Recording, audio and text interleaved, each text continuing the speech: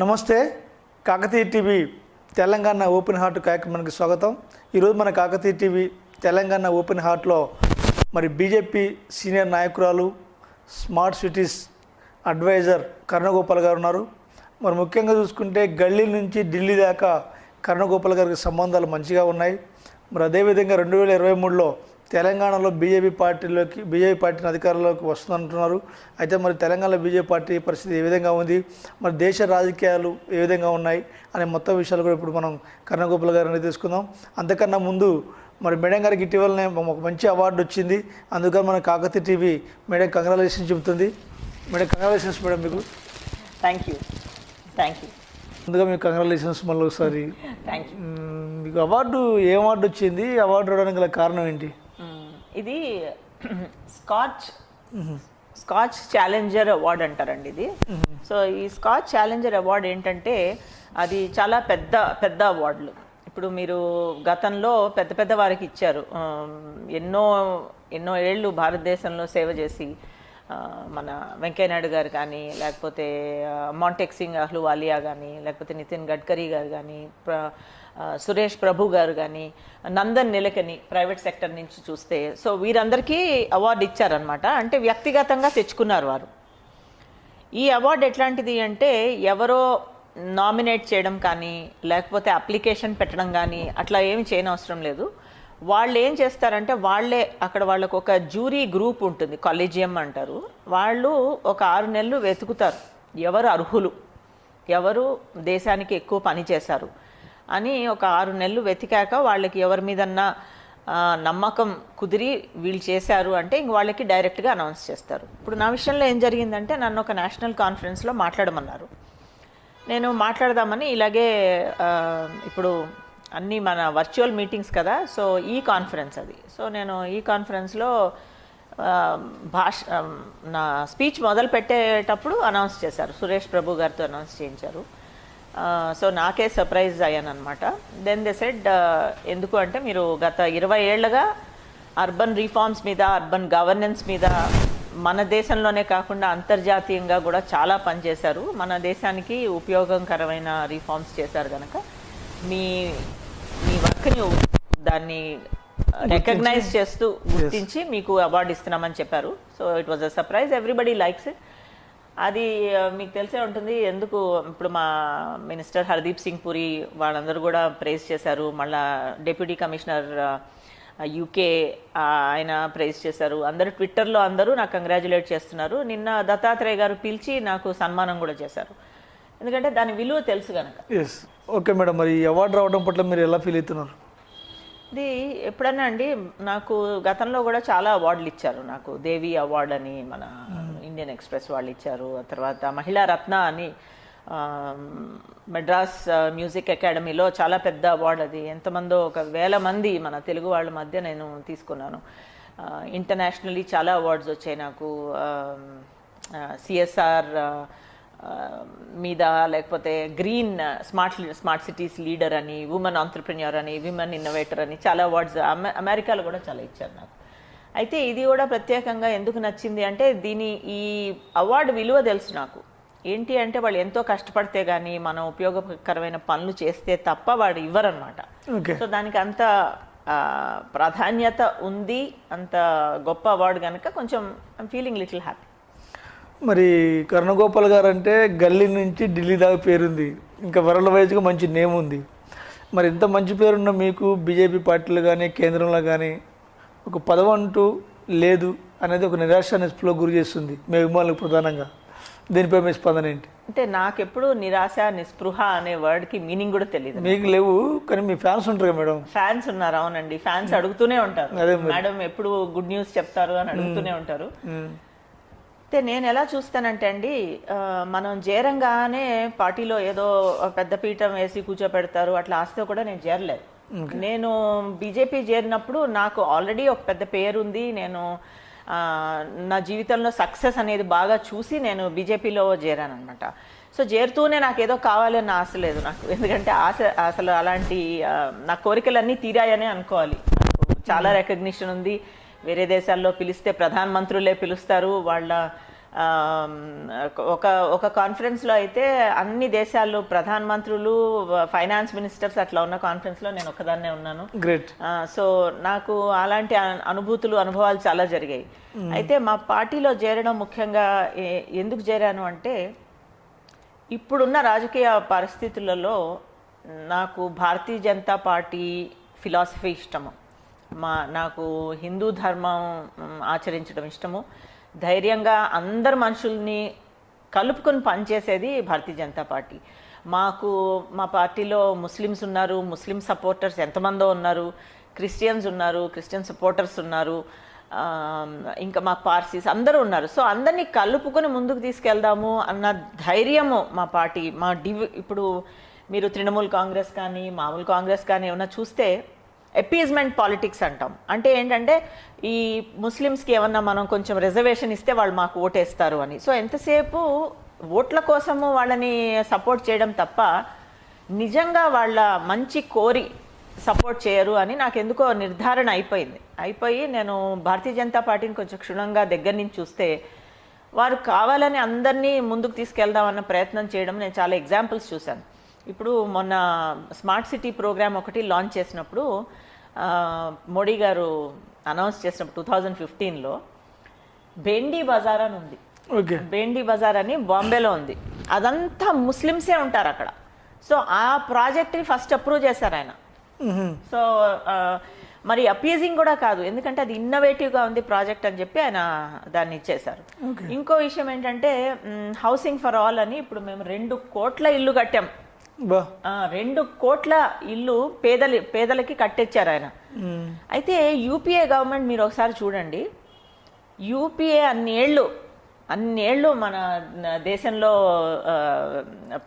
Leader లాగా ఉండి గవర్నమెంట్ని రన్ చేసి 60 ఏళ్లలో 8 లక్షల ఇల్లు మాత్రమే పేదలకు ఇచ్చింది. ఇప్పుడు మోడీ గారు వచ్చిన 5 ఏళ్లలో 2 కోట్లు, 1-2 కోట్లు. అయితే అది ఇవ్వడం కూడా ఎలా ఇచ్చారంటే అండి, మీరు నార్త్ ఈస్ట్కి వెళ్ళండి, అక్కడ పేదలకి ఇల్లు ఇచ్చారు ఆయన. ఇల్లు ఇస్తే అది ఆ ఇంట్లో ఉన్న హౌస్ వైఫ్ చేతిలో కీస్ పెడతారు. ఎంత గొప్ప పని చూడండి, ఎంత మంచి హృదయం ఉంటే. ఇప్పుడు ఆడవాళ్ళకి ఫైనాన్షియల్ ఇండిపెండెన్స్ ఉండదండి. మీరు ఏ దేశానికి వెళ్ళండి, నేను ఎప్పుడో చదువుకునే రోజుల్లో అమెరికాలో చూస్తే ఆడవాళ్ళు ఎంత పని చేసినా కూడా వాళ్ళ చేతికి హస్బెండ్ దగ్గరికి వెళ్ళి డబ్బులు తీసుకోవడమే అనమాట అవసరం. ఇప్పుడు ఆయన అలా కాకుండా ఉమెన్ని ఇండిపెండెంట్ చేద్దామని చెప్పి ఒక ఇల్లు ఇవ్వడమే కాకుండా ఇల్లు ఆవిడ పేరు మీద పెట్టడం కూడా మహా గొప్పతనం. సో ఇవన్నీ భారతీయ జనతా పార్టీలో ఇవన్నీ నేను కొంచెం క్షుణ్ణంగా చూసి నాకు నచ్చి నేను చేరాను. ఐడియాలజీ ఇష్టం కనుక. సో నాకు మరి పొజిషన్ రావాలి అంటే నేను తొందరపడే వ్యక్తిని కాదండి. అస్సలు నేను దేనికి తొందరపడలేదు. ఏది ఆశించి ఏదో దూకుడు అనే ఇది లేదు నాకు. నా పనేదో నేను చాలా పర్ఫెక్ట్గా చేస్తాను. నాకు చాలా ధైర్యం ఉంది, ఆత్మవిశ్వాసం ఉంది. మా ఫ్యామిలీ బ్యాక్గ్రౌండ్ మీద చాలా గట్టి నమ్మకం ఉంది. మేమందరం బాగా చదువుకున్న వాళ్ళము, ధార్మికంగా బతికిన వాళ్ళము. సో మాకు ఎట్లాగన్నా సక్సెస్ అనేది మా జాతకంలో రాసి ఉంది. అందుకని నేను ఏమీ దూకుడుగా ఎక్స్పెక్ట్ చేయను. నెమ్మదిగా వచ్చేదేదో నాకు గ్యారంటీగా వస్తుంది. వచ్చేది బాగా పెద్దగానే వస్తుంది. నేను సమాజానికి సేవ చేయడానికి ఆస్కారం కూడా పెద్దగానే ఉంది, అది నాకు తెలుసు. అంటే పెద్దగా అంటే 2023లో వస్తుంటారా, ఈలోపు వస్తుంటారు? ఇంకా నేను అలా టైమ్ డేట్ ప్రెడిక్షన్, నేను అస్ట్రాలజర్ కాదు. పెద్ద పదం అంటే సెంట్రల్ పదం ఉంటా, స్టేట్ పదం? నేను నా ఇంట్రెస్ట్ అంతా నాకు సెంటర్లోనే ఇంట్రెస్ట్ అండి. ఎందుకంటే నా పర్స్పెక్టివ్ అంతా నేషనల్ పర్స్పెక్టివ్. నేను ఇప్పుడు ఏ విషయం మీద మాట్లాడినా, ఇప్పుడు సిటీస్ డెవలప్ చేయాలి అంటే మనం ఉట్టి హైదరాబాదు, వరంగల్ అనుకోను. నేను మొత్తం ఇండియా మొత్తంలో ఎట్లా బాగు చేయాలి అనేది నాకు చాలా చాలా గట్టి పట్టు ఉంది దాని మీద. సిటీసే కాదు, డెవలప్మెంట్ మీద గట్టి పట్టు ఉంది నాకు. ఇప్పుడు మోడీ గారు ఆలోచనలు నేను ఇంతకుముందు చాలా ఆశలు ఉన్నవన్నీ మోడీ గారు తీరుస్తున్నారు. నేను ఎప్పుడో ఇదివరకు పూర్వం కూర్చుని అనుకునేదాన్ని, ఈ పద్మశ్రీలు ఏంటి అందరు వెళ్ళి లాబీలు చేసుకుని డాన్సర్స్కి వాళ్ళకి ఇస్తారు, వాళ్ళు ఏం చేశారు దేశ సేవ డాన్సర్స్కి ఇవ్వడము, ఏదో ఎవరి కంటా పడకుండా పెద్ద ఎత్తున సైలెంట్గా పనిచేసే వాళ్ళకి అవార్డు ఇవ్వాలి అని మనసులో ఎప్పుడు కోరికుంటూనే ఉండేది. మరి మోడీ గారు రావంగానే ఏం చేశారు, ఎక్కడో ఏమీ తెలియకుండా పనిచేసిన ఒక ముసలామని పట్టుకొని వచ్చి పద్మశ్రీ ఇచ్చారు. నార్త్ ఈస్ట్లో అక్కడ కింద మీద పడి పనిచేసి రిఫార్మ్స్ చేంజెస్ చేసి ఫారెస్ట్లను పెంచిన ఇంకో ఆయనకి ఇచ్చారు. సో నాకేమో ఆయన చేసేవన్నీ ఇష్టము. నాకు నేషనల్ అవుట్లుక్ ఉంది. వాటర్ సెక్టర్లో చాలా పనిచేశాను నేను. నా ఫస్ట్ అసైన్మెంట్ నేను department for international development UK, మళ్ళీ వరల్డ్ బ్యాంక్, వీటన్నిటికీ నేను అర్బన్ ఎక్స్పర్ట్ని. సో ఏషియన్ డెవలప్మెంట్ బ్యాంక్ కూడా ఐఎమ్ అర్బన్ ఎక్స్పర్ట్. అయితే మేము మరి నేషనల్ పర్స్పెక్టివ్ ఉంది, అంటే వాటర్ దేశానికి మొత్తం ఎట్లా ఇవ్వచ్చు, ఏం చేస్తే మన వాటర్ సప్లై బాగుపడుతుంది, త్రాగునీరు ప్రతి ఇంటికి ఎట్లా వస్తుంది, అవన్నీ కూడా నాకు చేతిలో ఉన్న పట్టు అన్ని నేషనల్ వైజ్ గా మీకు అన్ని విషయాల మీద అవగాహన ఉంది, మంచిగా ఉంది నాకు. అందుకే నాకు నేషనల్ రోలే ఇంట్రెస్ట్ చెయ్యాలని కూడా ఉంది. అంటే నెక్స్ట్ ఎంపీకి పోటీ చేస్తారా మరి మీరు? ఇప్పుడు మా పార్టీ ఏమన్నా అడిగితే డెఫినెట్గా చేస్తాను. నేను పార్టీ చేతిలోనే వదిలేశాను అన్ని. వాళ్ళకి తెలుసు నా నా నా ప్రతిభ వాళ్ళకి తెలుసు, నా కమిట్మెంట్ వాళ్ళకి తెలుసు.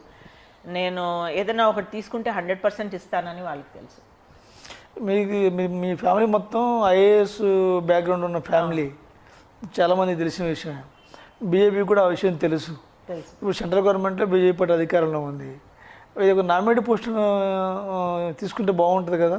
అవునండి. అంటే ఇప్పుడు వీటన్నిటికీ ఏంటంటే వాళ్ళు ఏమన్నా ఆలోచించి మనసులో పెట్టుకున్నారేమో, నాకు అప్రోప్రియేట్ పొజిషన్ ఇద్దామని అనుకుంటున్నారేమో. అంటే మిమ్మల్ని చూస్తే కొంచెం మీరు బాగా ఫేర్ కనిపిస్తున్నారు. మరి స్టేట్లో మిమ్మల్ని తొక్కే వాళ్ళు కూడా ఉన్నారా బ్యాచ్ బీజేపీలు? ఇంకా ఇప్పుడు రాజకీయం అంటే ఇవన్నీ కాంపిటీషన్ అనేది చాలా కామన్. అవును. ఏమో మరి పడని వాళ్ళు ఉంటారు, పడిన వాళ్ళు ఉంటారు. కొంతమంది నన్ను సపోర్ట్ చేసి నేనంటే ఇష్టంగా మాట్లాడే వాళ్ళు చాలా మంది ఉన్నారు. ఏమో వెనక నచ్చని వాళ్ళు ఉన్నారేమో మరి. కానీ అది ఏముందండి, ఇది పార్టీలో it's a part of life. ఇప్పుడు మనకి డే టైంలో బ్రైట్ గా ఉంటుంది, నైట్ చీకటి పడుతుంది. మనం యాక్సెప్ట్ చేస్తున్నాం కదా, అబ్బో నాకు నైట్ వద్దు, నాకు డేనే బ్రైట్ గా ఉండాలి అంటే అవ్వదు కదా. సో విమర్శించే వాళ్ళు ఉంటారు, ప్రేమించే వాళ్ళు ఉంటారు. ఈ అందరితో కలిసికట్టుగా వెళ్ళడం అనేది గొప్ప. ఇప్పుడు తెలంగాణలో ఉన్న బీజేపీ నాయకుల్లో మీకు ఎవరితో మంచి సన్నిహిత సంబంధాలు ఉన్నాయి? నాకు అందరితో మంచిగా ఉంటాను, మర్యాదగా. మీరు అందరితో మంచిగా ఉంటారు, ఓకే, నేను కాదన్ను. మీరు ఏమైనా షేర్ చేసుకోవాలన్నా, మీకు ఎవరైనా చెప్పాలన్నా కూడా? నాకు అలా పర్టికులర్గా అలా నేను స్పెసిఫిక్గా ఎక్కువ మాట్లాడిన, కానీ నేనంటే ఇష్టం పెట్టుకుని నన్ను పిలిచి మాట్లాడేవారు చాలామంది ఉన్నారు. రైట్ ఫ్రమ్ సీనియర్ నాయకులు, ఇప్పుడు మామూలుగా మన ఏమంటారు దత్తాత్రేయ గారు, వెంకయ్య నాయుడు గారు, మళ్ళా నిర్మలా సీతారామన్ గారు. ఆవిడ లాస్ట్ టైం బడ్జెట్ ప్రెజెంటేషన్కి వచ్చినప్పుడు అంత వేల మందిలో నన్ను పిలిచి నన్ను మాట్లాడారు. ఏం పొజిషన్ వస్తుంది పార్టీలో అని అడిగారు. అట్లా ఆవిడ కూడా you're very good, you deserve something very good అనేసారు. సో ఆవిడకి ఇష్టం నేనంటే. ఇంకా హర్దీప్ సింగ్ పురి ఉన్నారు, ఆయన మా మినిస్టర్. ఆయన నన్ను చూసినప్పుడల్లా కరుణ యువర్ వరల్డ్ క్లాస్ అంటుంటాడు ఆయన. సో బేసిక్గా అందరికీ తెలుసు, జనరల్ సెక్రటరీస్కి తెలుసు. ఇప్పుడు నన్ను ఫాలో అయ్యేవారు ట్విట్టర్లో చాలా మంది ఉన్నారు, ఇంట్రెస్టింగ్ పీపుల్ ఉన్నారు. మా నేషనల్ లీడర్స్ చాలా మంది ఫాలో అవుతారు. తర్వాత నేషనల్ హీరోస్ అంటే ఒక ఆయన, మీరు విన్నారో లేదో, ఎవరు మీరు, గాజీబాబా అనే సినిమా చూసారా మీరు? గాజీబాబా అంటే ఎవరంటే టెర్రరిస్ట్ అనమాట. అది జైషే మహమ్మద్ అని ఒక పెద్ద టెర్రర్ ఆర్గనైజేషన్ ఉంది. జైషే మహమ్మద్ లీడరు గాజీబాబా అని అక్కడ ఉండేవాడు. మన నేషన్ ని టెర్రరైజ్ చేసి పార్లమెంట్ మీద అటాక్స్ చేసింది అతనే. అతన్ని హెడ్ ఆన్ వెళ్ళి అతన్ని అటాక్ చేసి చంపింది ఒక BSF అఫీషియల్ ఉన్నాడు. ఓకే, ఆయన he's my follower on Twitter.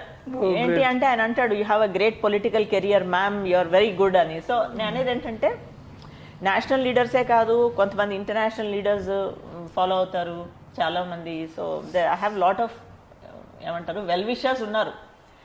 So నేను చెప్పాను కదా, ఏది తొందరపడనని. నేను తొందరపడను. నాకంటూ ఏదైనా వచ్చింది అంటే దానంతట అదే వస్తుంది. నేను ఆ నమ్మకం మీదే ఉన్నాను.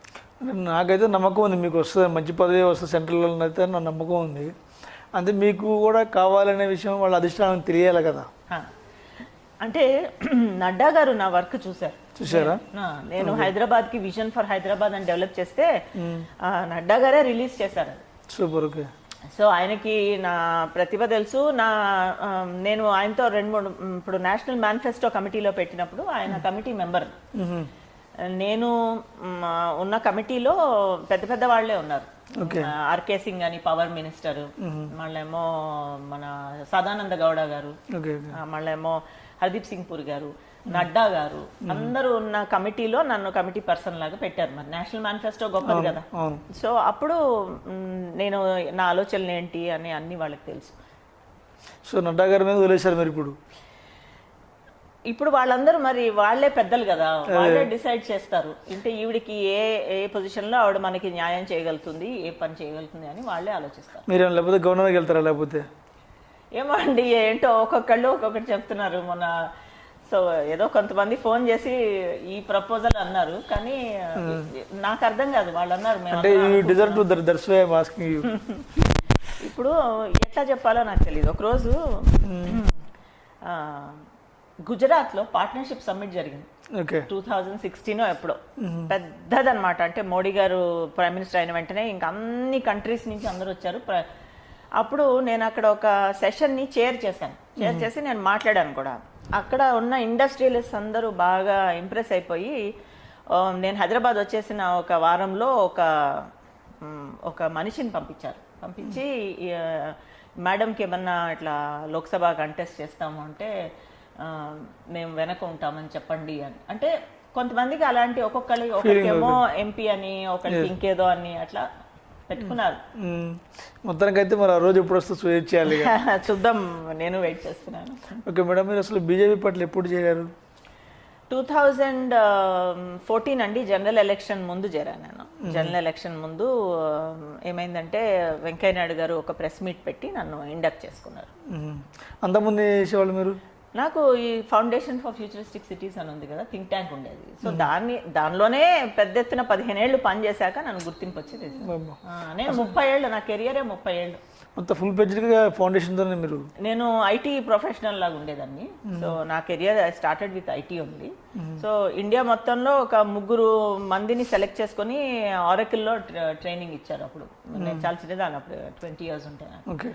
సో ఆ తర్వాత నేను I got in to IT field. ఆ తర్వాత ఒక కన్సల్టింగ్ కంపెనీ పెట్టాను. Then I worked. నాకు ఫ్రీగా, నాకు ఎట్లా కావాలంటే నేను ఐఎమ్ అ ఫ్రీ పర్సన్. ఎవరి దగ్గర పనిచేయడం అట్లా అలవాట్లేదు నాకు. సో కన్సల్టింగ్ ఫర్మ్ పెట్టుకుని చక్కగా నాకు కావాల్సినవన్నీ చేసుకున్న. పెద్ద పెద్ద కంపెనీస్కి, మల్టీనేషనల్స్కి చేయడం. Nokia was my client. అట్లా చేసుకున్నాక అర్బన్లోకి వెళ్ళాం. అర్బన్ అంటే సిటీస్ని డీల్ చేయడం. సో సిటీస్ ఎట్లా వచ్చిందంటే 2000లో ఒకసారి ఐఏఎస్ ఆఫీసర్స్ అందరికీ లెక్చర్ ఇమ్మన్నారు. అయితే ఇక్కడ అడ్మినిస్ట్రేటివ్ స్టాఫ్ కాలేజ్లో వాళ్ళందరూ మున్సిపల్ కమిషనర్స్, అందరూ ఐఏఎస్ ఆఫీసర్స్ 100 మంది ఉన్నారు. సో వాళ్ళకి నేను లెక్చర్ ఇచ్చాను, ఇట్లా ఈ గవర్నెన్స్ ఎట్లా ఇంప్లిమెంట్ చేయాలి, సిటీస్ని ఎట్లా బాగు చేయాలి. ఇంకా అప్పటి నుంచి వాళ్ళకి నిర్ధారణ అయిపోయింది ఈవిడికి బాగా పట్టు ఉంది అని, సబ్జెక్ట్లో పట్టు ఉందని. ఇంకా అందరూ నన్ను ఇన్వైట్ చేయడము, ma'am can you tell us this, ఇది అది అని. సో ఆ సిటీస్కి అడ్వైజర్ లాగా కొంచెం గైడెన్స్ ఇచ్చి, అడ్మినిస్ట్రేటివ్ స్టాఫ్ కాలేజ్తో పార్ట్నర్ లాగా ఉండి పనిచేసి, అట్లా వరల్డ్ బ్యాంక్తో పార్ట్నర్ లాగా అట్లా. మీకు ఇప్పుడు ప్రైమ్ మినిస్టర్ మోడీ గారితో కూడా మీకు సన్నిహిత సంబంధాలు ఉన్నాయి మేడం? ఇప్పుడు ప్రైమ్ మినిస్టర్ గారు యాక్చువల్లీ నాది స్మార్ట్ సిటీస్ లాంచ్ అప్పుడు మరి వారే నా చేసిన ఇన్నోవేషన్స్ అన్ని విన్నారు. ఆయనకి నేను ఒక 10 నిమిషాలు ఎక్స్ప్లెయిన్ చేయాల్సి వచ్చింది. సో ఆయన 1-on-1 చూశారు నేను చేసిన పని. నాది ఎవరు చెయ్యని ఇన్నోవేషన్స్ నేను చేశానని కూడా ఆయనకు తెలుసు. కానీ ఇప్పుడు మన తెలంగాణ బీజేపీలో కానీ నేషనల్ చూసుకుంటే మీ పేరు మాత్రం చాలా మంది తెలిసిపోయింది బాగా. అవునా? కరుణగోపాల్ గారు అంటే అసలు తెలియని పరిస్థితి, తెలియని వ్యక్తి లేడనిపిస్తుంది నాకు. అవునా? మొన్న ఎవరో ఫోన్ చేశారు నాకు, తాండూరు నుంచి ఫోన్ చేసి, మేడం నేను జాయిన్ అవుతాను పార్టీ, మీరు ఇండక్ట్ చేసుకుంటారా అంటే, నేనేమి అంత పెద్ద నేతను కాదండి అంటే, మీరు అట్లా అనకండి మ్యామ్, తాండూరులోనే ఏదో ఎక్కడో ఉన్న ఊర్లో ఒక 80% మందికి కరుణగోపాల్ అంటే తెలుసు అని. నేను ఆశ్చర్యపోయాను. అంటే నా గురించి మనుషులకు తెలుసా అని అనుమానం వచ్చింది. అంటే మిగతా పొలిటికల్ లీడర్స్ మీద ఏదో ఒక మచ్చో లేదంటే క్లీన్ చిట్ లేకపోతే అవి ఉంటాయి, మీరు కడిగిన ముత్యంలాగా ఉన్నారు. ఏమి ఎటువంటి బ్లాక్ రిమార్క్స్ ఏం లేవు. సో అదే మిమ్మల్ని కూడా అందరూ లైక్ చేస్తారు ఐ థింక్. అవును, అంటూ ఉంటారు అందరూ. మీరు చాలా గట్టివారు, మీరు అన్నట్టు కడిగిన ముత్యం, సేమ్ అదే వాడతారు చాలా మంది. పోన్లేండి, గుడ్ విల్ ఉండడం మంచిదే కదా. నేను అందులో ధార్మికంగా నేను అన్ని, నా ప్రసంగాలు కూడా కొన్ని తెలుగులో, కొన్నేమో దైవీకంగా కూడా ఉంటాయి నావి. ఇంకోటి మేడం, మీరు అంటే తెలుగు మీడియాకి దూరంగా ఇంగ్లీష్ మీడియాకి దగ్గరగా ఉంటారని కూడా తెలుస్తుంది బయట. దీనిపై మీ అభిప్రాయం ఏంటి? అది కొంచెం కరెక్ట్ చేసుకోవాలండి. నేను కొంచెం కరెక్ట్ చేసుకోవాలి. ఎందుకంటే ఏమైందంటే నా వర్క్ ఎట్లా అయిపోయిందంటే, ఇప్పుడు తెలుగు మీడియాకి నేను చేసే వర్క్ ఎక్స్ప్లెయిన్ చేసినా కూడా వాళ్ళకి అంత నచ్చదు. ఎందుకంటే అది టెక్నికల్గా ఉంటుంది, కొంచెం నేను అందరు నేతల్లాగా ఒక స్వీపింగ్ స్టేట్మెంట్ ఇవ్వలేను. అదేంటండి ఆ చెత్త తీసిపడేద్దాం మేము చేస్తాం. నాకు ఎందుకంటే అందులో ఉన్న ప్రాబ్లమ్స్ తెలుసు నాకు, అందుకని నేను అట్లా స్వీపింగ్ స్టేట్మెంట్స్ ఇవ్వను. సో అది నచ్చదు. మరి చెప్పే వాళ్ళకి సెన్సేషన్ క్రియేట్ చేయాలి కదా. నేను సెన్సేషన్ క్రియేట్ చేయను. ఒకసారి ఒక విషయం చెప్తాను, అవుతారు. 10 ఏళ్ళ పైన అయిపోయింది.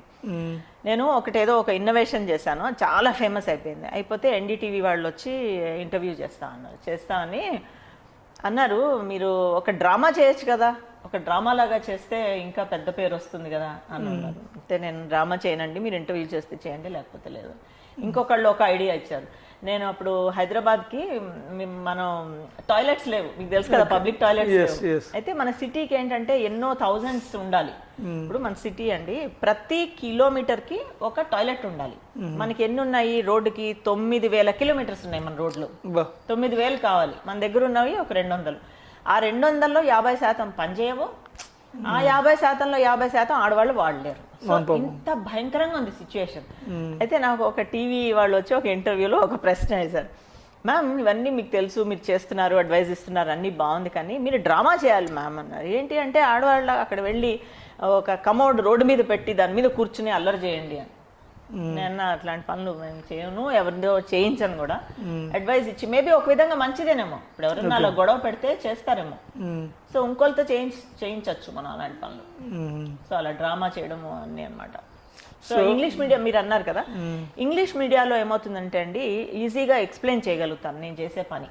సో వాళ్ళు చాలా ప్రిఫర్ చేస్తారు నన్ను. ఇప్పుడు I'm not a party spokes person, కానీ టైమ్స్ నౌ పిలుస్తుంది, రిపబ్లిక్ పిలుస్తుంది, ఇండియా హెడ్ పిలుస్తుంది, అన్ని నేషనల్, ఇన్ఫాక్ట్ ఎన్డీటీవీ కూడా పిలుస్తుంది రెగ్యులర్గా. ఆల్మోస్ట్ ఎవ్రీడే ఒక ఫోన్ వస్తుంది నాకు వాళ్ళ దగ్గర నుంచి. సో నేను I'm not a spokes person. మరి ఎందుకు పిలుస్తున్నారు అంటే వాళ్ళకి తెలుసు నేను ఒక సబ్జెక్ట్ మీద ఏమైనా తీసుకుంటే చెప్పగలుగుతాను. ఇవాళ ఎగ్జాంపుల్ ఒకటి ఇస్తాను. ఇవాళ సుభాష్ చంద్రబోస్ గారి నేతాజీ గురించి మన ప్రైమ్ మినిస్టర్ ఏమో ఈ 125 ఇయర్స్ సెలబ్రేషన్ పెట్టి వెస్ట్ బెంగాల్లో ఆయన ఏం చేస్తున్నారంటే ఒక పరాక్రమ్ దివాస్ అని అనౌన్స్ చేశారు. అయితే వాళ్ళు టీవీలో అడిగారు మామూలుగా, ఇది ఏమన్నా పొలిటికల్ గిమ్మిక్కా ఇదా అని అడిగారు. మరి అది నేషనల్ విషయం కదా, మన లోకల్ తెలంగాణ బీజేపీ వాళ్ళని అడగరు. సార్ నన్ను ఎందుకు అడిగారు అంటే నేను వాళ్ళకి క్లియర్గా చెప్పాను, ఇప్పుడు మోడీ గారు చేసేది ఈయన మొదటిసారి చేయడం కాదు, ఆయన ఎప్పటి నుంచో చేస్తూనే ఉన్నారు. 2009లో ఈ సేమ్ డే ఆయన గుజరాత్లో సెలబ్రేట్ చేసుకుని ఒక రూరల్ రిఫార్మ్ ప్రోగ్రామ్ ఆ రోజే లాంచ్ చేశారు. సో ఆయన అన్ని ఏళ్లగా సుభాష్ చంద్రబోస్ని, ఆయన నేతాజీని రెస్పెక్ట్ ఇస్తూనే ఉన్నారు ఆయన. అదే కాకుండా ఇంకొక గొప్ప విషయం చేస్తున్నారు మన మోడీ గారు. ఆయన ఏం చేస్తారంటే ఏ స్టేట్కి వెళ్ళారనుకోండి, ఆ స్టేట్లో ఉన్న హీరోస్ని వాళ్ళ పేరు ముందుకు పెట్టి మీ స్టేట్ గొప్పతనం అని, ఎవరి స్టేట్ గొప్పతనం వాళ్ళకే చెప్తారు ఆయన. ఇప్పుడు ఆంధ్ర వెళ్ళారు అంటే మన పట్టాభి సీతారామయ్య పేరు తీసుకుంటారు.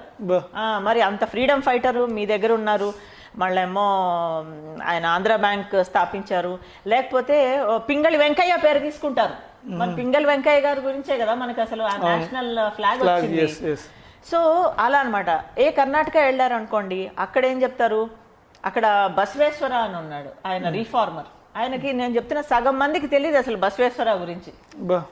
ఆయన వెళ్ళి మీ బసవేశ్వర అనగానే ఇంక అందరికి ఎక్కడలేని ప్రైడ్ వస్తుంది అనమాట. సో అంత పవర్ఫుల్ ప్లాన్తో వెళ్తారు. ఏంటి అంటే మనందరినీ ఉత్తేజించేసి మనకి ఒక దేశభక్తి కలిగిద్దామని. So that's how powerful he is. I'd like to work with such అంత పవర్ఫుల్గా, అంత ప్యాషన్ ఉన్న వాళ్ళతో పనిచేయాలి.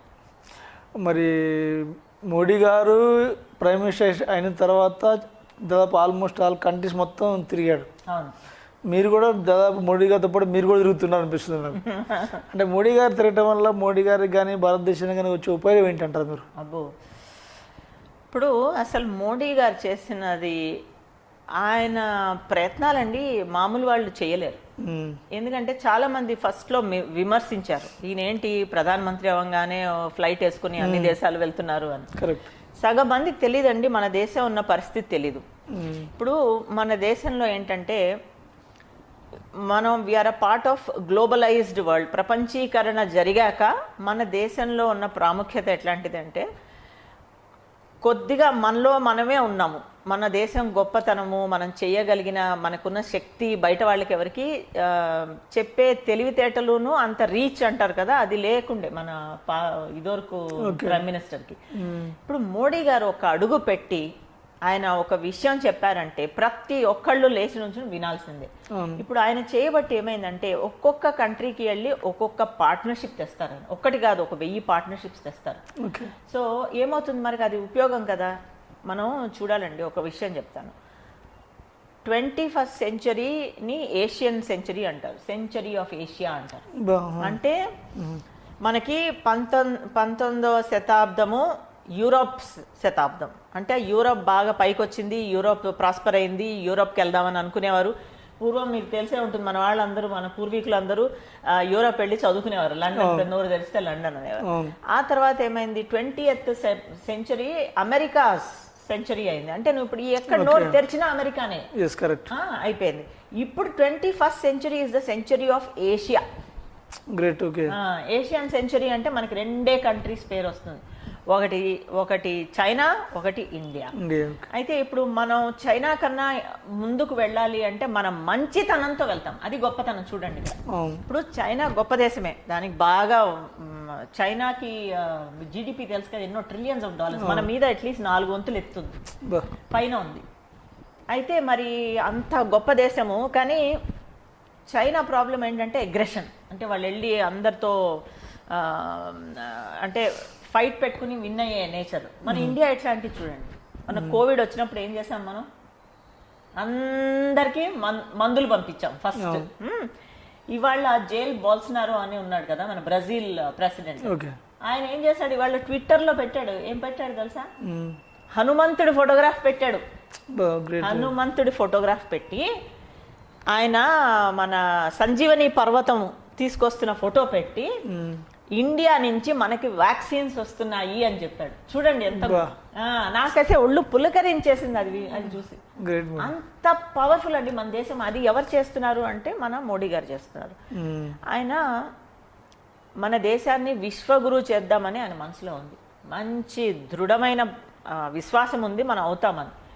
దానికి తగ్గట్టుగా ఆయన విశ్వగురువు అవ్వాలి అంటే మనం ఇక్కడ కూర్చుని చేసేది కాదు. అది మనకి ఆల్రెడీ మనకి జ్ఞానం ఉంది, మన తెలివితేటలు ఉన్నాయి. మనం 1857లో వరల్డ్లోకంతా సెకండ్ ట్రేడ్లో మన నంబర్ 2 ఓన్లీ. అంత పవర్ఫుల్ దేశం మంది. అలాంటిది మనం వెనకబడ్డ దేశం అని మాట్లాడుతున్నారు ఇప్పుడు. ఆయన అది ముందుకు తీసుకెళ్లేందుకు అన్ని దేశాలు తిరిగారు, మంచి పార్ట్నర్షిప్స్ తెస్తున్నారు. మనకి విశ్వగురువు అని చెప్పి నెక్స్ట్ మన అపోజిషన్ తీసుకొచ్చేందుకే ఆయన ప్రయత్నం. ఇంకా ఒక్కసారి మనం దేశంలో పవర్ఫుల్ అయిపోయామనుకోండి, మనకి బాధలు ఇవన్నీ కూడా ఉండవు. అంటే భారతదేశంలో చూసుకుంటే మోడీ గారికి ఉన్న పేరు ప్రఖ్యాతులు ఏ విధంగా ఉన్నాయంటారు? అసలు ఆయనకి తిరుగు లేదని నేను చెప్తున్నాను. తిరుగు అనేది లేదండి. ఎందుకంటే ఒక్కసారి నెగిటివ్గా ఉన్నవాళ్ళు ఉంటారు, ఒకళ్ళిద్దరు. వాళ్ళు పొలిటికల్గా, ఇప్పుడు మీకు ఎట్లా 80-20 ప్రిన్సిపల్ అని చెప్తాను మీకు. 80-20 అని ఒకటి ఉంటుంది. అదేంటి అంటే పారెటో ప్రిన్సిపల్ అంటాం, మనం స్కూల్లో చదువుకుంటాం. అదేంటంటే 20% మంది బాధపడుతూ ఉంటారు, వాళ్ళు చేసే మోత 80% ఉంటుంది. ఇప్పుడు మన కాంగ్రెస్ వాళ్ళు ఉన్నారండి, పట్టుమని మన చేతిలో ఇంతమందే ఉన్నారు, వాళ్ళు చేసే అల్లరి అంతా ఎంత కాదు. వాళ్ళు ఏం చేస్తారు, వెళ్ళి టెర్రర్ ఆర్గనైజేషన్స్తో పార్ట్నర్షిప్ తీసుకుంటారు, మళ్ళీ వెళ్ళి పాకిస్తాన్తో రిలేషన్షిప్ పెట్టుకుంటారు, మనకు తెలియకుండా వెళ్ళి చైనా వాళ్ళతో MOUలు సైన్ చేస్తారు. ఈ పనులన్నీ చేసి మన దేశాన్ని చిన్నాభిన్నం చేద్దామని వాళ్ళ ప్రయత్నం. అందరికీ ఆ విషయం తెలుసు. అందుకనే మోడీ గారికి అలా థంపింగ్ మెజారిటీతో విన్ అవుతున్నారు. ఆయన కంటిన్యూస్గా ఇంకా వచ్చే 20 ఏళ్ళు ఆయన ముట్టేది లేదు, మా నాయకుల్ని ముట్టేది లేదు, ఎవరు లేదు. అంటే నెక్స్ట్ టైం మోడీ గారు ఉన్నాడుగా, అలా ఏం లేదండి. మనం దేన్ని అనుకోలేము, మనకు అన్ని ఆయన చెప్పిండు కదా ఈ నెక్స్ట్ టైం నేను అంటే మనం ప్రస్తుతానికి మనకి చేతిలో ఏం లేదు. ఇప్పుడు మా పార్టీ అయితే కంటిన్యూ అవుతుంది, ఎవరి ఇష్టానుసారం వాళ్ళు బిహేవ్ చేస్తారు. సపోజింగ్ ఆయన నాకు వద్దు హిమాలయాస్కి వెళ్తాను అని చాలా మటుకు అంటుంటా, సగం మందికి ఆ విషయం తెలుసు కూడా. సో అది అలా జరిగినా కూడా ధార్మికంగా ఒక రూపురేఖలు దిద్దుతున్నారు, కానీ అది కంటిన్యూ అయిపోతుంది. కానీ మోడీ గారు ప్రైమ్ మినిస్టర్ అయ్యాక కొద్దిగా ఇండియాలో చాలా సమస్యలు సాల్వ్ అయినాయి. అయ్యో చాలా సాల్వ్. రామ జన్మభూమి 370 ఆర్టికల్ అన్ని పెద్ద పెండింగ్ కేసులు మొత్తం దాదాపు సెటిల్ అయిపోయినాయి మంచిగా అన్ని. అవును, ఇంతవరకు అసలు మనం ఎక్స్పెక్ట్ చేయనివన్నీ చేశారు కదా. జమ్మూ కాశ్మీర్ అండి, అసలు ఆ 370 అబ్రగేషన్ అయ్యాక అది నేను ఎట్లా ఏడిచానంటే, నాకు చాలా మంది కాశ్మీరీ పండిట్ ఫ్రెండ్స్ ఉన్నారు. వాళ్ళు ఎలా అంటే అసలు వాళ్ళు ఏమి కట్టు బట్టలతో వచ్చేసి ముసలి వాళ్ళు ఎక్కడ ఇల్లు లేక పడ్డ అవస్థ అసలు తలుచుకోలేము. అసలు కింగ్స్ లాగా ఉండేవారు అక్కడ. సో అంత అవస్థ పడి ఇప్పుడు మళ్ళీ వాళ్ళకి అన్ని సౌకర్యాలు చేసి ఒకటి మళ్ళీ ఇల్లు కట్టించి అందరినీ రమ్మంటున్నారు. సో అంత మంచి చేస్తున్నారు. నార్త్ ఈస్ట్ చూడండి, నార్త్ ఈస్ట్ మనకున్న అస్సాం కానీ మేఘాలయ కానీ సిక్కిం కానీ వీళ్ళందరినీ పూర్వం ఏదో మన దేశం వాళ్ళు కానట్టు ట్రీట్ చేసేవారు. ఇన్ఫ్రాస్ట్రక్చర్ ఉండేది కాదు కాంగ్రెస్ ఉన్నప్పుడు, కనెక్టివిటీ ఉండేది కాదు. ఇప్పుడు పెద్ద పెద్ద ప్రాజెక్ట్ స్టార్ట్ చేసి ఫినిష్ చేయలేదు వాళ్ళు. ఈ కనెక్టివిటీ పెద్ద పెద్ద ఇన్ఫ్రాస్ట్రక్చర్ ప్రాజెక్ట్స్ అన్ని మోడీ గారు వెళ్ళి ఆయన ఫినిష్ చేస్తున్నారు. వాళ్ళు ఇనిషియేట్ చేశారు, ఈయన ఫినిష్ చేస్తున్నారు. సో దాంతో ఏమైందంటే మొత్తం నార్త్ ఈస్ట్ అంతా ఆయన మన ఇండియాలోకి పర్ఫెక్ట్గా కలిపేసుకున్నారు. అండ్ వాటిని ఏమంటారంటే అష్టలక్ష్ములు అంటారు. ఓకే, చూడండి ఎంత మంచి 8 స్టేట్స్ ఉన్నాయి, 8 స్టేట్స్కి అష్టలక్ష్మి అని పేరు పెట్టారు ఆయన. ఎంత మంచి మనస్సు ఉంటే అట్లా మాట్లాడతారు చెప్పండి. సో ఆయన చేసింది ప్రతిదీ అసలు ఇంకా మాట అనడానికి లేదు. అసలు మోడీ గారు ఒక చాలా మంచి పని చేశారు. ఈ కాంగ్రెస్ వాళ్ళు అండర్ యూపీఏ మనకు ఆ నార్త్ ఈస్ట్ని మన ఇండియాలోకి అలైన్ అవ్వకుండా దాన్ని వేరుగా పెట్టేశారు. మీరు ఈ మధ్యలో వినే ఉంటారు, షర్జీల్ ఇమామ్ అని ఒక యాంటీ నేషనల్ మనిషి ఉన్నాడు. అతను ఏం చేశాడు, ఈ 8 స్టేట్స్ని మన ఇండియా నుంచి మొత్తం విభజించేసి తీసేయాలి అన్నట్టు ఇది కూడా పెట్టాడు, ఏదో పెద్ద ప్రోగ్రాం పెట్టాడు. సో వీళ్ళందరినీ ఖండించుకుంటూ వచ్చి ఆయన ఏం చేస్తున్నారంటే మోడీ గారు ఈ 8 స్టేట్స్కి అష్టలక్ష్మి అని పేరు పెట్టారు. అష్టలక్ష్మి అని పేరు పెట్టి వాటిలో ఇన్ఫ్రాస్ట్రక్చర్ ఇస్తున్నారు, ఉద్యోగ అవకాశాలు క్రియేట్ చేస్తున్నారు, వాళ్ళందరినీ ఎకనామికలీ వృద్ధిలోకి తీసుకుని వస్తున్నారు. ఇంకా వాళ్ళని మన ఇండియాలో మీరు ఒక భాగము, అందరూ మన ఇండియన్స్ని మీకు ఎంత రెస్పెక్ట్ ఇవ్వాలి అంటే మాలో ఒకరిలా చూసుకోవాలి. పూర్వం అలా జరిగేది కాదు. కాంగ్రెస్ ఉన్నప్పుడు వాళ్ళు ఎవరో పరదేశస్తుల్లాగా ట్రీట్ చేసేవారు. అలాంటిది ఆయన అవన్నీ క్రియేట్ చేసి, ఇంకో విషయం ఆయన ఏం చేశారంటే, ఆయన పెద్ద పెద్ద ప్రోగ్రామ్స్ ఉన్నాయి. ఒకటేమో జన్ధన్ యోజన, అందరికీ బ్యాంక్ అకౌంట్స్ క్రియేట్ చేయించారు. రెండోది గ్యాస్ సిలిండర్స్ ఇప్పించారు. ఆయన ఎవరన్నా ఒక ఆడవాళ్ళు ఆ కిచెన్లో కూర్చుని పొగతో వంట వండుతూ అది లంగ్స్లోకి వెళ్ళి లంగ్స్ పాడైపోతాయని ఆయనకు తెలిసి అందరికీ గ్యాస్ సిలిండర్స్ ఇప్పించారు. ఇంకోటి మోస్ట్ ఇంపార్టెంట్ ప్రోగ్రామ్ ఆయన పెట్టింది ఏంటంటే స్వచ్ఛ భారత్. ఇంకా స్వచ్ఛ భారత్లో అంత మొత్తం ఎన్నో కోట్ల టాయిలెట్స్ కట్టించారు. అదే కాకుండా the best programme of the country which ఈ దేశంలోనే కాదు అన్ని దేశాల్లో మాట్లాడుకునేది ఏంటంటే ఆయన ఇచ్చిన లో కాస్ట్ హౌసింగ్, అంటే పేదలకి ఇల్లు ఇవ్వడం. ఇలా మనలాగా ఇక్కడ 2 బెడ్రూమ్స్ డబుల్ బెడ్రూమ్ అనౌన్స్ చేసి ఏమి కట్టకుండా కాదు. ఆయన ఏం చేశారు అంటే మోడీ గారు ఆయన ప్రధాన్ మంత్రి ఆవాస్ యోజనలో 2 కోట్ల ఇల్లు కట్టించారు పేదలకి. మొత్తము ఏ స్టేట్ అన్నా తీసుకోండి, అన్ని చోట్ల పేదలకు ఇల్లు కట్టించి, మీరు నార్త్ ఈస్ట్ వెళ్ళారంటే అక్కడంతా మేఘాలయ ఒక ఎగ్జాంపుల్ ఇస్తాను. మేఘాలయ అంతా క్రిస్టియన్స్ ఉన్నారు. మరి అక్కడ ఫ్రీ ఈ లో కాస్ట్ హౌసింగ్ కట్టించి అక్కడ పేదలకి కట్టించి వాళ్ళకి కీస్ ఇవ్వడం ఎవరికి ఇస్తారు అంటే ఆ ఓనర్ ఏమో ఆ ఇంటి ఆవిడ అవుతుంది. అంటే ఇంట్లో ఉన్న ఆడ మనిషికి ఒక స్వతంత్రంగా తనకి ఫైనాన్షియల్ ఇండిపెండెన్స్ ఇద్దామని చెప్పి ఆ ఇల్లు కట్టించి ఆవిడ చేతిలో కీస్ పెట్టారు. అది ఎంత ఉన్నతమైన ఆలోచన ఒకసారి ఆలోచించండి. ఇల్లే ఇవ్వడం కాదు, అది కూడా అక్కడ ఉన్న ఇంట్లో ఉన్న ఆడ మనిషికి ఇవ్వడం, అది ఎంత గొప్పతనం. అది కూడా నువ్వు క్రిస్టియనా, నువ్వు ముస్లిమా, నువ్వు పార్సీయా, ఏమీ అడగరు ఆయన. నువ్వు పేదరికం అనుభవిస్తున్నావా, తీసుకో, ఇది నీకు ఇల్లు. సో అంత పవర్ఫుల్గా అండి. వరల్డ్లో ఒక ప్రాజెక్ట్ ఉంది, హౌసింగ్ ఫర్ ఆల్ అని. 2009లో నేను సింగపూర్లో ఒక కాన్ఫరెన్స్లో మాట్లాడినప్పుడు ధైర్యంగా ఏం చెప్పలేకపోయాను అక్కడ. మేము హౌసింగ్ ఫర్ ఆల్ అంటే మీ ప్రధాని ఏం చేస్తున్నాడు అంటే, అప్పుడు మనకేముంది, కాంగ్రెస్ గవర్నమెంట్ ఉంది, వాళ్ళు ఏమీ చేయట్లేదు. సో నేనేం చెప్పలేకపోయాను. అదే ఇప్పుడు అడిగిన ప్రతి కాన్ఫరెన్స్లో ధైర్యంగా చెప్తాను. 2 కోట్లు అంటే ఏమన్నా అర్థం ఉందా, అన్ని ఇల్లు కట్టించారు ఆయన. So that's the power of vision of the prime minister. ఆయన మన దేశాన్ని అభివృద్ధి చేస్తాను అన్నాడు, చేస్తున్నాడు. అది నిజంగా గ్రేట్ మేడం. 2 కోట్ల ఇల్లు అంటే మామూలు విషయం కాదు. ఇక్కడ తెలంగాణలో 1,00,000 బెడ్రూమ్లు కట్టడానికే ఇబ్బందులు పడుతున్నారు. ఎన్ని వేలు కట్టారు. సో మరి ఇప్పుడు తెలంగాణ విషయానికి వస్తేగా, మరి తెలంగాణ అధ్యక్షుడు బండి సంజయ్ గారిపై మీ అభిప్రాయం ఏంటి? బండి సంజయ్ గారిని ఏరి కోరి తెచ్చి పెట్టుకున్నారు. ఆయన హార్డ్ వర్కింగ్ పర్సన్. ఆయన నేతృత్వంలో మాకు మీరు చూసే ఉంటారు సీట్స్ ఎట్లా వచ్చాయో. సో ఆయన ఏం చేస్తున్నాడో ఆయనకి బాగా తెలుసు. ఆయనకి కొంచెం బాగా సపోర్ట్ ఇవ్వాలి. ఇప్పుడు ఉన్న ప్రతి ఒక్క లీడర్ ఇక్కడ ఐకమత్యంతో ఆయనకి సపోర్ట్ ఇస్తే మాకు 2023 వీల్ విన్. అంతే. ఇప్పుడు నెక్స్ట్ నాగార్జున సాగర్ ఎలక్షన్స్ ఉంది, మీరు నిలబడతారా, విజయశాంతికి ఇస్తారా ఛాన్స్? ఇంకా వాళ్ళది ఇష్టం, నాకు ఇలాంటి లోకల్ ఇంట్రెస్ట్ లేదు. లోకల్ ఇంట్రెస్ట్ ఎంపీ, రాజ్యసభ, అంతే. నేషనల్ పాలిటిక్స్, నేషనల్ పాలిటిక్స్ లోనే ఇంట్రెస్ట్ ఉంది నాకు. ఎప్పుడన్నా సరే మీరు నన్ను అక్కడే చూస్తారు. నేషనల్ పాలిటిక్స్కి వెళ్ళాలకు స్టేట్ నుంచి వెళ్ళాలి కదా, అంటే ఎంపీ కంటెస్ట్ చేస్తారు మీరు? అంటే ఇప్పుడు స్టేట్ రాజ్యసభకి నామినేట్గా వెళ్ళిపోతారా? అంటే అన్ని మనకి అది రూట్ ఏది అని చెప్పలేమండి. ఎందుకంటే మీరు అనుకున్నది ఎట్లా ఉంటుందంటే, మనం అనుకున్నది అనుకున్నట్టుగా జరగదు. కరెక్ట్.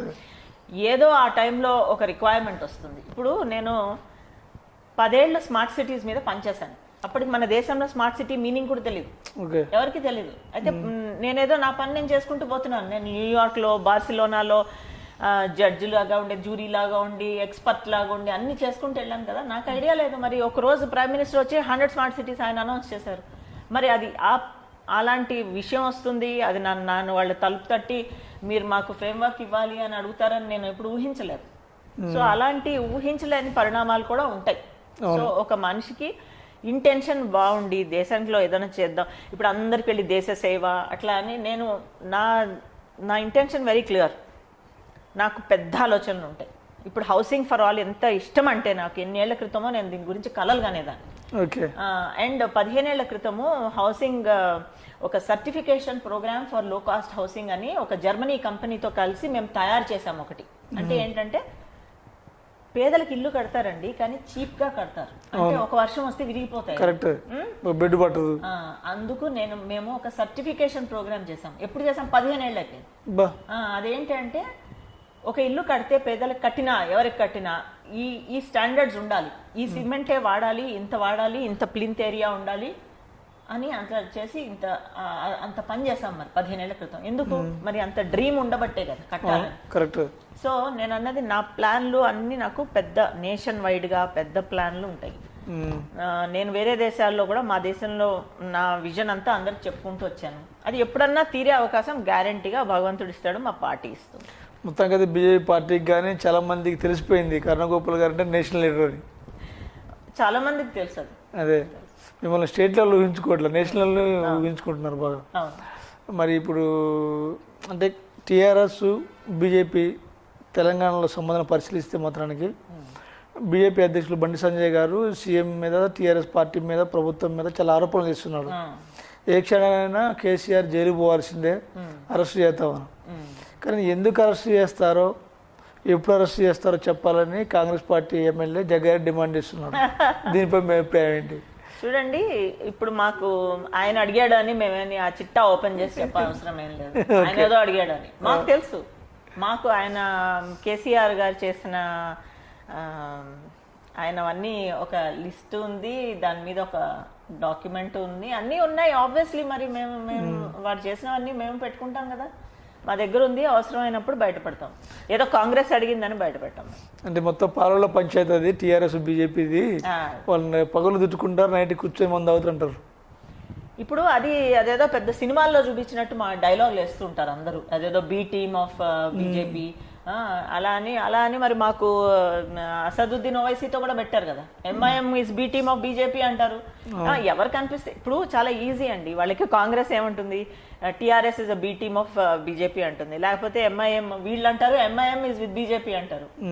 ఏదో మాటలు అంటూ ఉంటారు, కానీ వాళ్ళకి ఏంటంటే కాన్ఫిడెన్స్ తగ్గినప్పుడల్లా ఇట్లాంటి మాటలు మాట్లాడతారు. కాంగ్రెస్ ఏముందండి న్యాయానికి చెప్తే, ఏముంది ఇక్కడ, మనిషే లేడు అక్కడ. సో మాట్లాడి వేస్ట్. ఒక మరి కర్ణగోపాల్ గారి గురించి తెలుసుకోవాలని చాలామందికి ఒక ఉత్సాహం ఉల్లాసం ఉంటుంది మామూలుగా. మరి మీ డైలీ షెడ్యూల్ ఏ విధంగా ఉంటుంది మేడం ఇది? నాకు ఒక షెడ్యూల్ అని చెప్పలేనండి, ఎందుకంటే నాకు రోజు కొత్తగానే ఉంటాయి. అంటే ఇప్పుడు ఒకరోజు నేషనల్ ఛానల్లో మాట్లాడాలి, లేకపోతే ఒకరోజు ఇంటర్నేషనల్ కాన్ఫరెన్స్లో మాట్లాడాలి. 2 డేస్లో ఒకటేమో నా క్యాలెండర్ ఫిక్స్ అయిపోయి ఉంటుంది. ఇప్పుడు నేను 9 నెలల తర్వాత నేను న్యూయార్క్లో మాట్లాడాలని ఆల్రెడీ నా క్యాలెండర్లో ఉంది. ఆ తర్వాత సౌత్ కొరియాలో ఒక హై లెవెల్ మీటింగ్ ఉంది యునైటెడ్ నేషన్స్ది, అది ఆల్రెడీ 6 months తర్వాత ఉంది, అది నా క్యాలెండర్లో ఫ్రీజ్ అయిపోయింది. సో అట్లాగా నాకు ఒక ఏడాది ముందు నుంచి బుక్ చేసుకుంటారు నన్ను, నావన్నీ అవి ఫిక్స్డ్ ఎలిమెంట్స్. ఈ అన్ఫిక్స్డ్ ఎలిమెంట్స్ ఎట్లా ఉంటాయంటే, సడన్ గా మన జిహెచ్ఎంసీ ఎలక్షన్స్ అనౌన్స్ చేస్తారు, సడన్ చేస్తారు 10 రోజులు ఉంది మాకు అంతే. వెంటనే ఫోన్ వచ్చింది, మేడం మీరు మేనిఫెస్టో పని మీద చేస్తారా అని, అంతే. సో అది ఇమీడియట్ గా వచ్చే రిక్వైర్మెంట్. ఆ తర్వాత నేషనల్ టీవీ ఇవాళ ఏదో జరుగుతుంది, మొన్న జేపీ నడ్డా గారి కాన్వాయ్ని మొత్తం ఇంతంత రాళ్లతో కొట్టేశారు వెస్ట్ బెంగాల్లో. వాళ్ళందరూ ఇమ్మీడియట్ గా మీరు టీవీలో వచ్చేసి మీరు మాట్లాడాలి అన్నారు. ఒకరోజు ట్రంప్ రావంగానే మీరు ఒక పెద్ద ఆర్టికల్ 1000 word ఆర్టికల్ ఇమ్మన్నారు. అట్లా నేను ఏంటంటే ఒక నిమిషంలో ఒక 5000 word ఆర్టికల్ మన సింగపూర్ వాళ్ళు తీసుకున్నారు. అండ్ వాళ్ళు ఒక వర్డ్కి $1 పే చేస్తారు. అంటే ఏంటంటే మన అంటే ఇంపార్టెంట్ పీపుల్ దగ్గరికే వెళ్తారు, వాళ్ళ దగ్గరే తీసుకుంటారు అట్లా అనమాట. సో ఏమవుతుందంటే కొన్ని ఫిక్స్డ్గా ఉంటాయి, కొన్ని ఫ్లూయిడ్గా ఉంటాయి. మనం ప్రిపేర్డ్గా ఉండాలి, అన్నిటికీ ప్రిపేర్డ్గా ఉండాలి. మీరైతే ఆల్వేస్ రెడీగా ఉంటారు అన్నమాట. రెడీగానే ఉంటారు. మరి మీ అభిరుచులు ఏంటి మేడం, మీ హాబీస్? అబ్బా నాకు చాలా ఉన్నాయండి.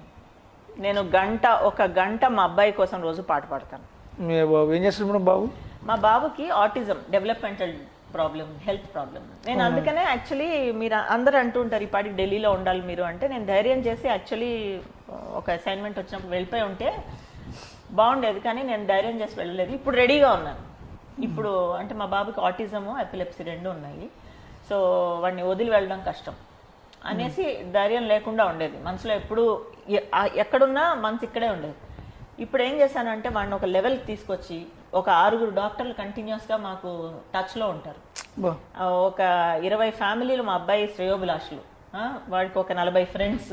ఇంక ఇట్లా సెటప్ అంతా చేసుకొని ఇప్పుడు ధైర్యం వస్తుంది నాకు. ఇప్పుడు నేను ఏమన్నా అసైన్మెంట్ తీసుకుని ఎక్కడికి ఏ కంట్రీకి వెళ్ళినా నాకు పర్వాలేదు. ఒకడే బాబు మీకు? ఒకడే. అయితే వీళ్ళకి ఏంటంటే కొన్ని ఇంట్రెస్ట్లు ఉంటాయి. సో వాడి కోసం అట్లీస్ట్ ఒక గంట పాట పాడుతాను. తర్వాత నాకు ఇష్టాలు చెప్తున్నాను. నాకు చాలా రకాల ఇష్టాలు ఉన్నాయి. నాకు అస్ట్రాలజీ మీద ఇష్టం. నేను ఎంత మందితో అస్ట్రాలజికల్ డిస్కషన్స్ పెట్టుకుంటాను నేను. ఇప్పుడు ప్లానెట్స్ మూవ్ అవుతున్నాయి అన్నమాట, మూవ్ అయ్యాయి. సో మనం ఎంత కాదనుకున్నా astrology is a science. So నాకు చాలా భయంకరమైన ఇంట్రెస్ట్ ఉంది, అకాడమిక్గా ఇంట్రెస్ట్ ఉంది, వెళ్ళిపోతాను. తర్వాత టెక్నాలజీ బాగా interest. So any progress in artificial intelligence, machine learning, fog computing, వాటి మీదే ఉంటాను నేను. ఇన్ఫ్యాక్ట్ ఎన్ఐటి వరంగల్లో ఆర్టిఫిషియల్ ఇంటెలిజెన్స్ సర్టిఫికేషన్ ప్రోగ్రామ్ నేనే లాంచ్ చేశాను చీఫ్ గెస్ట్ లాగా. సో అట్లా. ఓకే మేడం, మరి మీకు ఫుల్ కమ్యూనికేషన్ స్కిల్స్ ఉన్నాయి, ఫుల్ ఫేస్ వాల్యూ ఉంది, అయినా మరి పదవుల విషయంలో వెనకబడతారు, కారణం ఏంటి? ఇప్పుడు వెనక పడతా అని మీరు అనుకుంటున్నారేమో, డిలే అయిందని నేను అనుకుంటున్నాను. డిలే అయిందని నేను అనుకుంటున్నాను. ఏంటండి, ఇప్పుడు మీకు రామబాణం గురించి తెలుసు కదా. ఇప్పుడు బాణం ఎలా ఉంటుందంటే, మనం ఇట్లా లాగాం అనుకోండి, ఇక్కడ వరకు లాగి వదిలితే ఇక్కడికే వెళ్తుంది, బాగా లాగాం అనుకోండి అంత దూరం వెళ్తుంది. సో నాది అంతే, నేను డిలే అయిన కొద్దీ నాకు మంచి పదవి వస్తుంది అంతే. మరి మీరు చేసే పనులకు కానీ ప్రత్యక్షంగా పరోక్షంగా మీ ఫ్యామిలీ సపోర్ట్ ఏ విధంగా ఉంటుంది మీకు? ఇప్పుడు ఫ్యామిలీ అంటే నాకు తల్లిదండ్రులు లేరు, ఎప్పుడో ఎన్నో సంవత్సరాల క్రితం చనిపోయారు. అత్తమామలు లేరు, వాళ్ళు ఎన్నో సంవత్సరాల క్రితం చనిపోయారు. సో పెద్దలంటూ నాకు చుట్టుపక్కల ఎవరు లేరు. కానీ మా సిస్టర్స్, నాకు 2 సిస్టర్స్, ఒక బ్రదర్. ఓకే. వాళ్ళు నన్ను బాగా సపోర్ట్ చేస్తారు. అంటే వాళ్ళు ఎలా సపోర్ట్ ఇస్తారంటే అండి, ఇమోషనల్గా సపోర్ట్ ఇస్తారు. ఇప్పుడు రేపు నాకేమైనా ఒంట్లో బాగాలేదన్నా వాళ్ళు ready first to take care of me and my son అట్లా. సో ఫ్యామిలీ ఇంకా పరోక్షంగానే ఇస్తారు అనుకోండి, డైరెక్ట్ సపోర్ట్ అంటూ నా వర్క్లో ఏం చేయలేరు. బట్ నాకు వ్యక్తిగతంగా చాలా సపోర్ట్ ఇస్తారు. ఇంకొక మేబీ నా అదృష్టం, భగవంతుడు ఇచ్చి పంపించాడేమో కానీ, బయట సంబంధం లేని ప్రజలకి నేనంటే చాలా ఇష్టం. అసలు రక్త సంబంధం లేదు కానీ వాళ్ళందరికీ నేనంటే ఇష్టం. వాళ్ళు నేను ఏ పని అడిగినా చేస్తారు. అలా నాకు చాలా ఫ్రెండ్స్ సపోర్ట్, శ్రేయోభిలాషులు చాలా మంది ఉన్నారు. ఒక 70 ఏళ్ళు 80 ఏళ్ళు వాళ్ళు. మొన్న ఎవరో ఒక ఆయన DRDLలో సైంటిస్ట్, ఒక ఆయన ఎవరో ఢిల్లీ IIT డీన్ అంట, ఆయన ఫోన్ చేశారు, ma'am any time you come ma'am, it will be a pleasure to host you అని. అట్లా ఎవరెవరో ఎక్కడి నుంచి, జమ్మూ కాశ్మీర్లో 2 సైంటిస్ట్ నా క్లాస్ అటెండ్ అయ్యారు 25 ఏళ్ల క్రితం.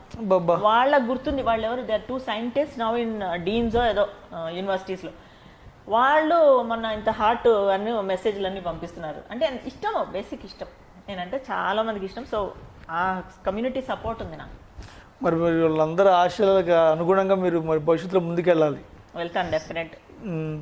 మీ ఫ్యూచర్ ప్లాన్ ఏంది మేడం మరిగా? ఇప్పుడు ఫ్యూచర్ అంటే నాకు 2 విషయాలు ఉన్నాయండి. నేనేంటంటే నాకు ధార్మికంగా వెళ్ళాలి. నాకు అంటే ఏది జరిగినా నాకు ఆ దైవ అనుగ్రహం ఉండే నేను ముందుకెళ్తున్నాను అన్న ధైర్యం ఉంటే నేను ఏ పొజిషన్ అన్నా యాక్సెప్ట్ చేసి వెళ్తాను. అది లేకుండా నాకు మనసులో ఇంత కొంచెం అనుమానం ఉండి ఇది నాకు సెట్ అవ్వదు, నా వ్యక్తిగతంగా కానీ నా ధార్మిక అవుట్లుక్కి కానీ సూట్ అవ్వదు అంటే నేను తీసుకోను అది. సో నా ఫ్యూచర్ ఎట్లా ఉంటుంది అంటే అన్నీ అలైన్ అవ్వాలన్నమాట. అంటే నేను వ్యక్తిగా నాకున్న తెలివితేటలు కాంపిటెన్సీకి తగ్గట్టుగా మా పార్టీకి అనుగుణంగా మన దేశానికి ఏది మన దేశాభివృద్ధికి ఏది తోడ్పడుతుందో దాని మీద అన్ని అలైన్ అయితే నేను ఆ పొజిషన్ కావాలి నాకు. అంటే ఏంటి ఆ పొజిషన్ కావాలంటే ఏం పదవి కావాలి మీకు? ఇప్పుడు పదవి అని నేను అట్లా ఎక్కువ అంటే పదవి అనుకోవచ్చు, రెస్పాన్సిబిలిటీ అనుకోవచ్చు. నేను ఏది అనుకోనండి. ఇప్పుడు ఏంటంటే తెలియకుండా ఇప్పుడు పాలసీ, ఇప్పుడు లెట్స్ సే ఒక పాలసీ అయ్యింది మొన్న, మేము కాంట్రిబ్యూట్ చేసాం, ఆ పాలసీ అందులో పెట్టుకున్నారు, సో గవర్నమెంట్ పెద్ద ఇంపాక్ట్ వచ్చేసింది.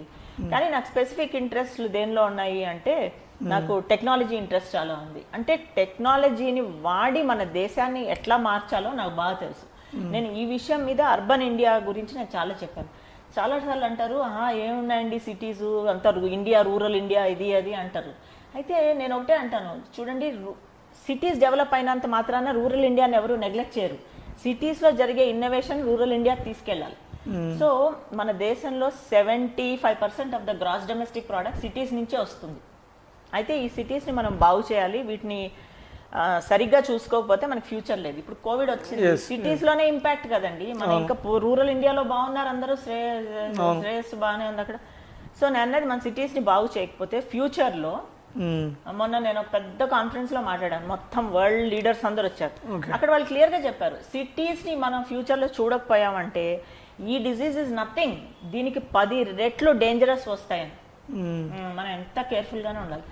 సో వీటన్నిటి మీద నాకు బాగా పట్టుంది. So I have to be in a position that will shape పాలసీని షేప్ చేసే పొజిషన్ రావాలి నాకు. మీకైతే నమ్మకం ఉంది వస్తుందని? డెఫినెట్గా వస్తుంది. ఎవరెంత పని చేస్తే అంత వస్తుందండి. ఈ యూనివర్స్ ఎట్లాంటిదంటే నువ్వు పని చేయకుండా ఎక్కడో ఒక దగ్గర కూర్చొని ఆశపడి రోజు జపాలు చేస్తే రావు. నువ్వు వెళ్ళి పని చేసి నీకు మంచి ఉద్యోగం పెట్టి నీకున్న దేవుడిచ్చిన అన్ని తెలివితేటలు పెట్టి నువ్వు పని చేస్తే ఏదో విధంగా ఎవరో నోటీస్ చేసి మీకు ఇస్తారు. అది జరగాల్సిందే, అది తథ్యం. మీకు నచ్చిన పొలిటికల్ లీడర్ ఎవరు మీరు? మోడీ గారేనా? నాకు మోడీ గారు నంబర్ 1. ఇంకా తిరగలేదు. నాకు మోడీ గారు ఇష్టము, యోగి ఆదిత్యనాథ్ గారు ఇష్టం. అబ్బో నాకు చాలా ఇష్టం. అసలు ఆయన ఇలా అనుకోవడం ఏంటి, మన క్షణంలో చేస్తున్నారా యోగి ఆదిత్యనాథ్ గారు. తర్వాత మళ్ళీ అనుకోకుండా మన పార్టీలోకి వచ్చిన వాళ్ళు హిమంతా బిస్వా శర్మ అనుకోకుండా వచ్చారు. అంటే సో కాంగ్రెస్ నుంచి వచ్చారు, కానీ మరి వాళ్ళు ముందుకెళ్ళి చాలా పనులు చేస్తున్నారు. చాలా మంది ఉన్నారండి, చిన్నవాళ్ళు పెద్దవాళ్ళు. అసలు కొంతమంది అసలు వాళ్ళ పేర్లు కూడా ఎవరికి తెలియదు, కానీ వాళ్ళు పనిచేస్తున్నారు. సో నాకు చాలా మంది ఉన్నారు, many of them are very inspirational. కర్ణాటకలో ఉన్నారు, తమిళనాడులో ఉన్నారు. నాకు మన తమిళ సాయి మన గవర్నర్ గారు కూడా ఇష్టం, ఎందుకంటే డాక్టర్ ఆవిడ. సో ఒక ఐడియా ఆవిడకి అసలు మెడిసిన్ అంటే ఏంటి, అభివృద్ధి అంటే ఏంటి ఆవిడకి ఎంత బాగా తెలుసో, ఒక మంచిగా హ్యాపీగా అన్ని ఎక్స్ప్లెయిన్ చేస్తుంటారు. అలాంటి అప్రోచబుల్ స్మార్ట్ పీపుల్ ఉండాలి మనకి. మరి ఇప్పటివరకు మీరు జీవితంలో సాధించిన విజయాలు ఏంటి? అంటే ఇక ఎలా ఏమని చెప్పండి, విజయాలు అనుకోవచ్చు, అవార్డులు అనుకోవచ్చు. నాకు చాలానే వచ్చాయండి నాకు. అండ్ ఇంటర్నేషనల్ గా నాకు చాలా పేరు ఉంది. నాకు ఒక్క కీనోట్ అడ్రస్ కి నాకు 20 లక్షలు ఇచ్చిన రోజులు కూడా ఉన్నాయి ఒక స్పీచ్ కి. సో నేను అన్నది ఏంటంటే నాకు అంత పేరు ఉన్నాయి, నాకు ఇంక దేనికి అట్లా ఏ విషయంలోనూ వరీ లేదు నాకు అసలు. అవార్డులు ఏమో వచ్చినాయి మీకు ఇప్పటివరకు? చాలానే వచ్చాయి. మనకి ఇప్పుడు స్కాచ్ వచ్చింది, మళ్ళీ ఏమో ఒకటి ఏషియాస్ బిగ్గెస్ట్ ఇన్ఫ్లుయెన్సర్ అని ఒకటి వచ్చింది. తర్వాత దేవి అవార్డ్ అని ఇండియన్ ఎక్స్ప్రెస్ వాళ్ళు ఇచ్చారు, ప్రభుజావల మహిళా అవార్డు. మళ్ళీ మహిళా రత్న అని మెడ్రాస్ మ్యూజిక్ అకాడమీ నుంచి ఇచ్చారు. ఆ తర్వాత స్మార్ట్ సిటీస్ లీడర్ అని బాంబేలో ఇచ్చారు. హైలీ ఇంపాక్ట్ఫుల్ లీడర్ అని ఇచ్చారు. మళ్ళీ నేను కొన్ని ఫెలోషిప్స్ వచ్చాయి నాకు. ఫెలోషిప్ అంటే అమెరికన్ గవర్నమెంట్ ఒక ఫెలోషిప్ ఇచ్చింది. ఆ ఫెలోషిప్ ఓన్లీ ఫారెన్ లీడర్స్కి ఇస్తారు, పెద్ద పెద్ద వాళ్ళు.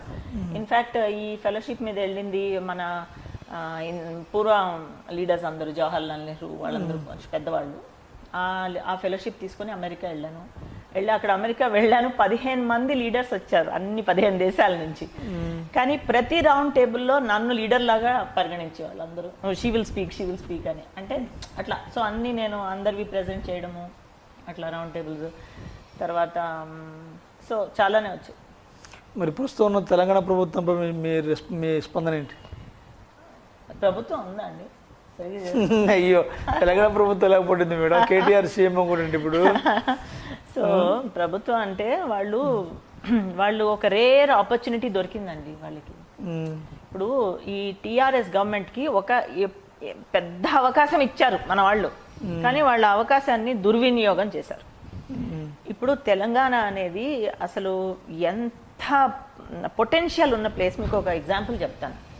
తెలంగాణ ఎంత స్టేట్ అండి? చిన్న స్టేట్. ఇప్పుడు పెద్ద యునైటెడ్ ఆంధ్ర నుంచి విభజించి చిన్నగా వచ్చింది. ఈ స్టేట్లో 80% గ్రాస్ డొమెస్టిక్ ప్రోడక్ట్ హైదరాబాద్ నుంచే వస్తుంది. అంటే మన స్టేట్ మొత్తము అర్బనైజ్ అయి ఉంది. అది ఎంత అడ్వాంటేజ్ అంటే మీరు ఏ ఛత్తీస్గఢ్ వెళ్తే తెలుస్తుంది. ఛత్తీస్గఢ్లో ఇప్పుడు అక్కడ ఏమి అర్బన్ ఇది కాదు, అంతా రూరల్ ఎకానమీ. ఈయనకి ఒక బంగారపు గుడ్డు తీసుకెళ్ళి ఆయన చేతిలో పెట్టాం. ఇంకా మీకు అంతకన్నా కావాల్సింది ఏం లేదు. ఆల్రెడీ ప్రొడ్యూస్ మంచి స్టేట్, బాగా డబ్బులు, రిఫార్మ్స్ అయ్యాయి, మొత్తం ఇంటలెక్చువల్స్ ఇక్కడే ఉన్నారు, ఫార్మా సిటీ, మళ్ళీ IT city, life sciences city, old city అన్నీ ఉన్నాయండి. వాళ్ళకి కావాల్సిన ఎలిమెంట్స్ అన్నీ ఉన్నాయి. అవన్నీ తీసుకుని దాన్ని ఏం చేసి కలగా పులగం చేసి దాన్ని బాగు చేయడం అనేది తప్ప అన్నీ చేశారు వాళ్ళు. చాలా అసలు అన్యాయం అంటే అన్యాయం. ఇప్పుడు ఎంత బాగు చేయొచ్చండి, అసలు మన హెరిటేజ్ని బాగు చేయొచ్చు. మన రోడ్స్ చూడండి, అసలు మనకి మొన్న వర్షాలు వచ్చి అది వరదలు వచ్చినప్పుడు ఎంత భయంకరంగా. కోవిడ్ అండి, ఏం చేశారు కోవిడ్లో? ఒక్క విషయం చెప్పండి. అసలు ఎన్ని ఇన్ఫెక్షన్స్ ఉన్నాయో తెలీదు, ఎంతమంది చనిపోయారో తెలీదు, అసలు ఏం జరుగుతోందో తెలీదు. అందరినీ భయభ్రాంతుల్ని చేసి వాళ్ళు కూర్చున్నారు అక్కడ. అది చాలా అన్యాయం అండి. వాళ్ళ చేతికి ఒక మంచి బంగారం గుడ్డు వాళ్ళ చేతిలో పెడితే వాళ్ళు దాన్ని ఇరగొట్టి పాడపాడు చేస్తారు. అంటే ఇప్పుడు కాంగ్రెస్ పార్టీ వాళ్ళు అనుకోవచ్చు, తర్వాత వేరే ఇంకా పొలిటికల్ పార్టీస్ చెప్పేది ఏంటంటే కేంద్రంలో బీజేపీ పార్టీ అధికారంలో ఉంది కాబట్టి మరి రాష్ట్ర ప్రభుత్వం మీద ఎందుకు ఎంక్వైరీ చేయట్లేదు, ఎందుకు కేసు చేయట్లేదు అంటున్నారు. ఎందుకు చేయట్లేదండి? అన్ని చేస్తున్నారు, వాళ్ళకి తెలిసి ఏముందో. చర్యలు ఏమి మేడం? చర్య అంటే ఇప్పుడు చర్యలు కూడా అలా ఒక నిమిషంలో దూకేసి తీసుకెళ్లి జైల్లో పెట్టడం అన్ని జరగవండి. ఇప్పుడు there is a process to follow. ప్రతిదానికి ఒక ప్రాసెస్ ఉంటుంది. సో మనం ఆ డ్యూ ప్రాసెస్ ఫాలో అయితేనే మనకు అన్నీ వస్తాయి. సో ప్రస్తుతానికి వీరు చేసిన నిర్వాహకం అందరికీ తెలుసు, మా పార్టీలో తెలుసు. కాబట్టి వాళ్ళకి they will be rewarded in the same way. అంటే ఇప్పుడు రేపు ఒక నేతకి అవార్డు అంటే ఏంటండి? ప్రజల ఓటే కదా. ఇప్పుడు తెలిసింది ఫస్ట్ 50% టప్పమని కింద పడ్డారు, ఇంకా వచ్చే దానిలో మొత్తానికే రావు. ఇంకా వాళ్ళ రివార్డ్ వాళ్ళకి తెలిసిపోతుంది కదా. చేసింది నువ్వు ఒక తప్పు చేసావో నీకు వేటు పడాల్సిందే, అది పడుతుంది వాళ్ళకి ఎట్లాగా. ఇంకా రైట్ మేడం, మీరు ఇప్పుడు గల్లీ నుంచి ఢిల్లీ దాకా తిరిగారు, ప్రపంచ దేశాలు మొత్తం తిరిగారు, చాలామందిని కలుస్తూ ఉంటారు. ఇవన్నీ చేయటం వల్ల మీకు ఇవన్నీ ఎందుకు చేస్తున్నా, అనవసరంగా కష్టపడుతున్న ఫీలింగ్ ఎప్పుడు వచ్చిందా మీకు? అసలు ఎంజాయ్ అస్సలు కష్టం అనే ఫీలింగ్ లైఫ్లో ఎప్పుడు రాలేదు నాకు. నేను ఏ పని చేసినా నాది టెక్నికల్గా ఉంటుంది నా పని, నేను చాలా ఎంజాయ్ చేస్తాను. నేను ఒక గవర్నమెంట్ స్కూల్లో పిల్లలకి లెక్చర్ ఇచ్చినా ఆనందంగానే ఉంటాను. అదే ఐఐటీలో ఎక్కడో మాట్లాడినా హ్యాపీగానే ఉంటాను. ఐఏఎస్ ఆఫీసర్స్కి చదువు చెప్పినా ఒకే ఆనందం వస్తుంది. గుళ్ళో వెళ్ళి 2 స్తోత్రాలు చదివినా అదే ఆనందం వస్తుంది నాకు. సో నేను అట్లా భగవంతుడు అట్లా తయారు చేశాడు నన్ను. అంతే, మల్టీ టాలెంటెడ్ మీరు. మరి ఇప్పటివరకు మీకు బాగా సంతోషాన్ని ఇచ్చిన విషయాలు ఏంటి మేడం? ఇప్పుడు మీ హ్యాపీ మూమెంట్స్? హ్యాపీయెస్ట్ మూమెంట్స్ అంటే ఫస్ట్ నాకు 370 అబ్రగేషన్ అప్పుడు ఇంకా నాకు ఎక్కడ లేని ఆనందం వచ్చేసింది. మన దేశానికి ఏమైనా మంచి జరుగుతుంది అంటే ఇంకెక్కడ లేని ఆనందం వస్తుంది. ఎందుకంటే అండి మా ఫాదర్ అట్లా పెంచారు మమ్మల్ని. సో మా ఫాదర్ ఎట్లా పెంచారంటే అది సెలబ్రేషన్ అంటే అది నీ వ్యక్తిగతంగా నీకే సుఖం ఇచ్చేది కాదు, 10 మంది సెలబ్రేట్ చేసుకోవాలి అన్నట్టు అనమాట. సో ఇప్పుడు 10 మందికి ఏదైనా ఆనందం కలిగించేది ఉందనుకోండి, నాకు మహా ఆనందం వచ్చేస్తుంది. అది ఇంకా ఆపుకోలేను. అదొకటి మన రామ్ మందిర్ కన్స్ట్రక్షన్, అది అనౌన్స్మెంట్ సుప్రీంకోర్టు ఇచ్చిన రోజు మాత్రం ఇంక నిద్రే పట్టలేదు అసలు. ఇంకా ఇంపాసిబుల్. అంటే నేను అనుకున్నా నా జీవిత కాలంలో రామ్ మందిరం వస్తుంది అని, ఇంకా ఈ జీవితానికి చాలు అన్నట్టు కొన్ని అనిపించాయి నాకు, ఎస్పెషలీ మా ప్రభుత్వం వచ్చాక. ఈ జీవితానికి ఫస్ట్ అనుకున్నాను అది 370 అబ్రిగేషన్ అయ్యాక అమ్మయ్య జమ్మూ కాశ్మీర్లో మళ్ళీ లైఫ్ కనిపిస్తుంది, రాళ్ళు కొట్టడము మనుషులు చచ్చిపోవడం అలా కాదు అనుకున్నా. ఎగ్జాక్ట్లీ ఆ రోజు ఆనందం వేసింది, కళ్ళలో నీళ్ళు వచ్చేసాయి. మళ్ళీ రామ్ మందిర్ కన్స్ట్రక్షన్ ఆ ప్లాన్ అవి చూసేసరికి ఏడుపు వచ్చేసింది. ఆ శంకుస్థాపన చూడంగానే ఇంకా అసలు ఇంకే జన్మ తథ్యం అనిపించింది. మళ్ళా రీసెంట్గా మేము ఒక శత చండీ చేయించాము. ఇంకా అప్పుడు అనిపించింది ఆ తల్లి అనుగ్రహం ఉంటే ఇంకా దేనికి బాధ అనేది ఎందుకు ఉంటుందండి అసలు. అమ్మవారు నాతో ఉన్నట్టే ఉంటుంది నాకు ఇప్పుడు. సో ఆవిడ దగ్గర ఉందంటే ఎప్పుడు ఆనందంగానే ఉంటుంది, ఏది బాధ ఉండదు నాకు. నెక్స్ట్ ఎలక్షన్స్ జమిలీ ఎలక్షన్స్ అనుకుంటున్నారు. జమిలీ ఎలక్షన్ రాకుండా 2023లో మన తెలంగాణ ఎలక్షన్స్ ఉన్నాయి. మరి ఒకవేళ అప్పుడు బీజేపీ పార్టీ మిమ్మల్ని ఎంపీగా పోటీ చేయమంటే మీరు చేసే ఉద్దేశం ఉందా లేదా, లేకపోతే రాజ్యసభ ఎంపీకి వెళ్ళిపోతారా? మీ పరిస్థితి ఏంటి అసలు? మా పార్టీ ఏది చెప్తే అది చేస్తానండి నేను. ఇప్పుడు పార్టీ ఒకవేళ నువ్వు పోటీ చెయ్యి అంటే డెఫినెట్గా పోటీ చేస్తాను. వాళ్ళు ఏది డిసైడ్ చేస్తే అదే. So I will depend on the party for the decision also. But ఈలోగా నా పని నేను చేసుకుంటూ వెళ్తాను. ప్రజల్లో నాకు బాగా చాలా ఆదరణ అయితే ఉంది. చాలా మంది ఫోన్ చేసి కాంప్లిమెంట్ చేస్తారు, వెళ్ళినప్పుడల్లా మర్యాదిస్తారు, ఇష్టంగా చూసుకుంటారు, ఆప్యాయత ఉంది. సో నేను సేవలు చేశానని అందరికీ తెలుసు. సో వాళ్ళు ఇంకా మా పార్టీ ఏం చెప్తే అది చేస్తాను. ఒకవేళ ఎంపీకి పోటీ చేయండి చేస్తారా లేదా? చేస్తారా? ఏ కాన్స్టిట్యూషన్ చేస్తారు మరి? ఇప్పుడు అది చెప్పను. నాకు హైదరాబాద్ అంతా నాది అనుకుని పనిచేశాను నేను. ఓకే. నాకు ఏ ఏరియా అన్నా నాకు పట్టు బాగానే ఉంది. 2 సీట్లు ఉన్నాయి, హైదరాబాద్ సికింద్రాబాద్. ఎంపీగా అంటే లేదు ఉన్నాయి కదా ఇవన్నీ చేవెళ్ళ అవి. సిటీలో హైదరాబాద్ వేస్ట్. ఎందుకంటే మీకు మంచి క్లీన్ ఇమేజ్ ఉంది, ఫ్యాన్ సపోర్ట్ ఉంది, ఫేస్ వాల్యూ ఉంది, మంచి కమ్యూనికేషన్ స్కిల్స్ ఉన్నాయి. ఇన్ని ఉన్న మీకు డైరెక్ట్గా కంటెస్టింగ్ చేసే అవకాశం ఇవ్వకుండా రాజ్యసభ సభ్యత్వాన్ని తీసుకుంటాను అనుకుంటాను. Let's hope.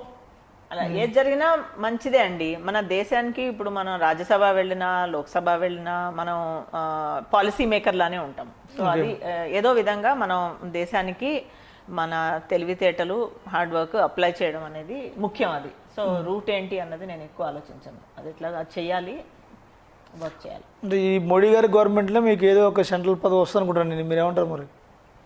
వస్తే ఆనందించేది నేనే. చాలా మంది అడుగుతూ ఉంటారు, కానీ ఏదన్నా ఇచ్చారు అంటే డెఫినెట్గా I will do justice to that. మీకు ఏమైనా పలానా పదవి కావాలి అనేది ఉందా మేడం ఏమన్నా మీకు? అంటే మీకు ఒక ఐడియా ఉంటుంది కదా మాకు. చూడండి, నాకున్న స్కిల్స్ నేను చెప్తాను. నాకున్న స్కిల్స్ ఏంటంటే నేను నేషనల్ లెవెల్లో ఏదన్నా ప్లాన్ చేయగలుగుతాను, పెద్దగా ప్లాన్ చేయగలుగుతాను. ఓకే. కొన్ని మినిస్ట్రీస్లో అయితే డైరెక్ట్గా నాకు చేయడం, ఇప్పుడు అర్బన్ మినిస్ట్రీ కానీ, ఇన్ఫర్మేషన్ టెక్నాలజీ ఆ మినిస్ట్రీ కానీ, లేకపోతే ఎన్వైరన్మెంట్ మినిస్ట్రీ కానీ, హెల్త్ మినిస్ట్రీ కానీ, క్షుణ్ణంగా నాకు అది ఏం చేయాలి, స్ట్రాటజిక్గా ఎట్లా వెళ్ళాలి, ఏం విజన్ తయారు చేయాలి, మన దేశం మొత్తం ఎట్లా చూడాలి, అది నాకు బాగా పట్టుంది. అదిను పాలసీ మేకింగ్ బాడీస్ ఉంటాయి, నీతి ఆయోగ్లు ఉంటాయి, అవన్నీ అవి అది నాకు ఈజీగా చేయగలిగింది, నా మనసుకు చాలా క్లోజ్ అయింది. అట్లాంటి దానికి కూడా మనం ప్రణాళికలు చేయాలి కదా, it's a planning body. So అలాంటిది నాకు పర్ఫెక్ట్ మ్యాచ్ అది. అలాంటివి అయితే నేను ఈజీగా హ్యాపీగా చేస్తాను. సో మీకు కూడా ఏదో ఒకటి మంచి రోజు మీకు మంచి పోస్ట్ వస్తుంది అనుకుంటున్నాను మేడం నేను కూడా. Okay, thank you. మరి ఒక మహిళలు రాజకీయం రావాలంటే ఏం చెప్తారు మీరు? మహిళ అంటే వాళ్ళు ఎప్పుడు మన దేశానికి వారి ఇంటిని ఎలా చక్కదిద్దుకుంటున్నారో దేశాన్ని కూడా అలాగే చక్కదిద్దుకోవాలి అని వాళ్ళ మనసులో రావాలి ఫస్ట్. సో వారి ఇంట్లో వాళ్ళ ఇల్లు శుభ్రంగా పెట్టుకోవడము, ఇల్లును అలంకరణ చేయడము, అందరితో సౌమ్యంగా ఉండడము, అవన్నీ కూడా వాళ్ళు దేశానికి కొద్దో గొప్ప చేద్దాము అనుకుంటే ఇమ్మీడియట్ కమ్యూనిటీకి హెల్ప్ చేయడము, ఆ తర్వాత దేశ సేవకు దిగారు అనుకోండి, ఇంకా మహిళలు తలుచుకుంటే చేయలేంది ఏం లేదు. Thank you very much madam. నమస్తే. మంచి బిజీ షెడ్యూల్లో కూడా మీ అడగగానే ఇంటర్వ్యూ ఇచ్చారు. Thank you very much madam. నాకు చాలా హ్యాపీ ఉంది. మీకు ఎలా ఉంది మరి?